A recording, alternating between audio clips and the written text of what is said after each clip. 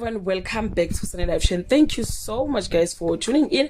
Well guys, I'm back again with the Mzansi Super Stories and today talking about Umkhokha the case and sikhuluma ke guys ngoNobuntu ebese sine show ke ukuthi cha ayi uyawubalekela ke Umkhokha lo olapha na ke ekhaya kubo osuqede izingane zakwabo bathi ke uMenga will come back nge full force and he will indeed confuse uNobuntu bathi ke kuzoba nomcimbi womkhehlo kaNobuntu njengoba ke esezoshada ke noNdlovu bathi ke uMengo ke uzobe esiza laphana ke kubo kaNobuntu as if uyindodana lena ke eyashona ewundoda ngendlela ke azobe siza ngama kuthiwa kufuneka inkomo uzobe khona makuthiwa kuyahlinzwa uzobe khona and uzomdida ke amqede ke uNobuntu khona ke egcekeni ke la kwaphakathwayo.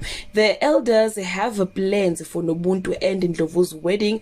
Nobuntu's plan threatened Differ's effort to save her from Umkhokha. But ke umshado kaNobuntu noNdlovu guys impela ngathi asizowubona ke sizowdraw phansi awuzokwenzeka sidalo and uNdlovu bathi ke will be very angry. So guys injalo indaba ke kaNobuntu uthe qala wathi intshebe noma isosha wavele wakhetha ke untanga yakhe bathi bayamncenga ngoba mzobe kwanhlanga ke zimuka ke nomoya. So guys impela cha umshado ke kaNobuntu kanye noNdlovu engathi ngeke ke siubone. That brings us to the end of this video. To leave your comment below and share your opinion. Bye.